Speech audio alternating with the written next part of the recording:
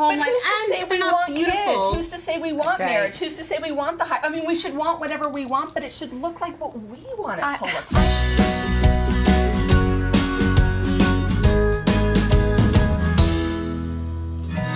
So is it possible for women to actually have it all? OMG, I gotta take this. So I think the first thing is we have to define what, I'm air quoting, what having it all means. Right.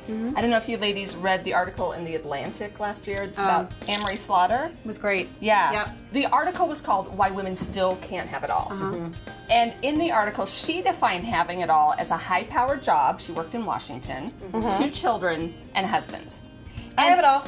I have it all. But here's the deal. Here's the deal. And I agreed with her position that in her position she couldn't have it all. What I disagreed with was that that was the definition of having it all. Absolutely. Yeah. Absolutely. I think having it all is a airbrushed and overbearing concept, and I would agree. I think there's millions of women thinking that they are to blame if they don't there's something lacking. Yeah, rise to the top of the corporate ladder as fast as men. If they don't have the family, if they don't have the active home life, who's to say we want kids? Who's to say we want marriage? Who's to say we want the high? I mean, we should want whatever we want, but it should look like what we want it to look like. I have a client. And I think this is a wonderful example of what we're talking about. She was struggling. She's married to a very wealthy man, and she's from Mexico. And she was going to all these seminars and workshops and trying to figure out a career, because all these women are having careers and being successful. And what she came to terms with is that, she's like, I don't think I want to. I really like just being a wife. Right.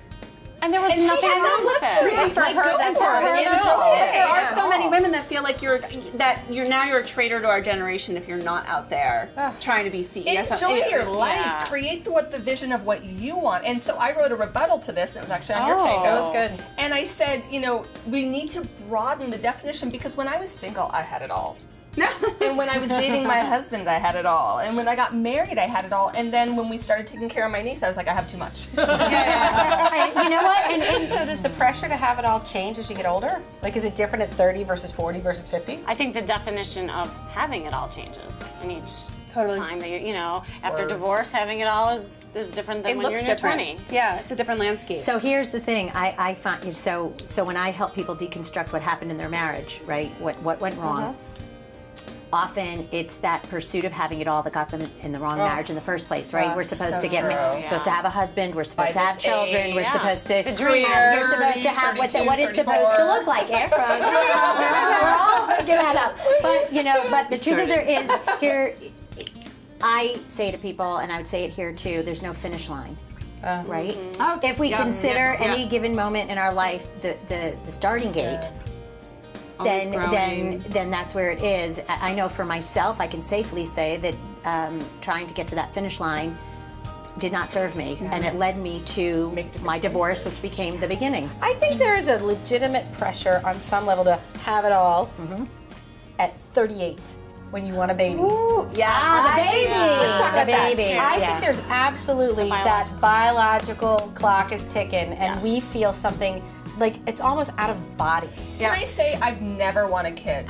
And my biological clock started ticking at 38. It was physical. And I had to pay attention every month during ovulation. I was like, do I want to or not? Like, no, I'd be walking and there'd be like a woman pushing a stroller, and I'm like, baby, oh, wait, calm down, calm down. You don't want, because it was physical. My body was like, you need your man to hit it right now. There's this maternal imperative, we're drawn to it. Yeah. I think it's because there's a finish line. I do. I think that need to produce comes because it's going to stop. I do too, and that's why it got different at 38. I noticed it physically different. Okay, so we've defined that women feel this pressure at all these different times in their lives. When clients come to you and they're dealing with it, how do you help them? You want to start? I ask them how do they want to feel in their life, both on a daily basis and over the course of time. I ask them to create a vision. What's the vision of the life that would excite you? Not somebody else's vision, not the vision of what you used to have if that's no longer available. Create a vision that you can get on board with so you can take steps every day to get there. Yeah. What are you passionate about, and who's on your team? Nice question. Yeah. That's good. I do an exercise with people, and I have them kind of look at all the various things in their life, and I have them put a percentage to Yeah. them. You know, how much of your life is dedicated to your profession? How much of your life is dedicated to love? You know, and when it's more even, you want it? And do you want it? And when it's more comparing it. evenly distributed, the more relaxed a person is, and more balanced. I know you hate the word. Sorry. I use compartmentalized. Equilibrium, yeah. harmony. Harmony. Yeah. It is.